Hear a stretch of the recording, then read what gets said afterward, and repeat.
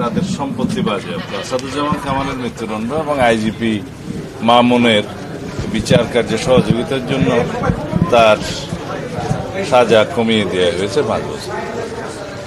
তবে আরো অনেক মামলা তাদের বিরুদ্ধে আছে এবং সেই মামলাগুলো আশা করি ন্যায় বিচার প্রতিষ্ঠা হবে, সবাই সুবিচার পাবে। আজকের এই আদালতের রায়ের মধ্য দিয়ে কয়েকটি জিনিস প্রমাণিত।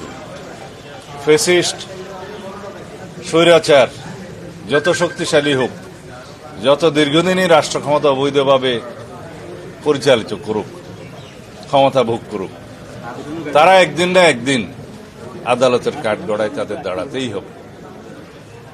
বাংলাদেশে গুম, খুন, অপশাসন এবং বৈষম্যের যে রাষ্ট্র ব্যবস্থা কায়েম করেছিল শেখ হাসিনা, একদলীয় রাষ্ট্র ব্যবস্থা এবং একদলীয় সরকার ব্যবস্থা প্রতিষ্ঠার যে উদগ্র বাসনা চরিতার্থ করতে চেয়েছিল, তা সম্ভব হয় নাই।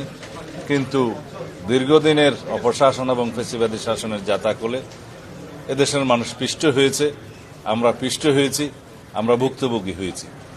এই দেশের উন্নয়ন অগ্রগতি বহু বছর পিছিয়ে গিয়েছে। আমরা আর পিছনের দিকে তাকাতে চাই না।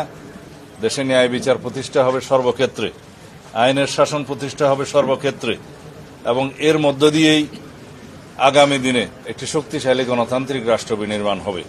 এটাই হবে আগামীর বাংলাদেশ, এবং আমরা অবশ্যই সেই বাংলাদেশ প্রতিষ্ঠার জন্য প্রতিশ্রুতিবদ্ধ, অঙ্গীকারাবদ্ধ।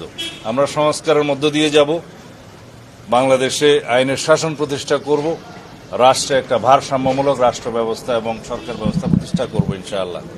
এই দেশের প্রতিটি মানুষ ভবিষ্যতে যাতে ন্যায় বিচার পায় সেরকম রাষ্ট্র ব্যবস্থা প্রতিষ্ঠার জন্য আমরা অবশ্যই অবিরাম সংগ্রাম চালিয়ে যাব। আজকে সেটা একটা মাইল ফলক প্রতিষ্ঠা হলো। এই বিচার হচ্ছে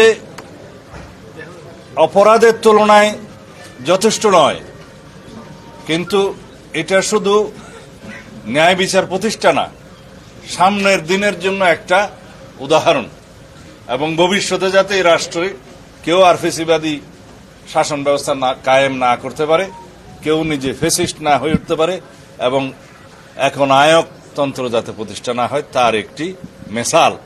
এটা ভবিষ্যতের জন্য একটা শিক্ষা, শুধু অতীতের জন্য বিচার নয়। এটা আমাদের মনে রাখতে হবে।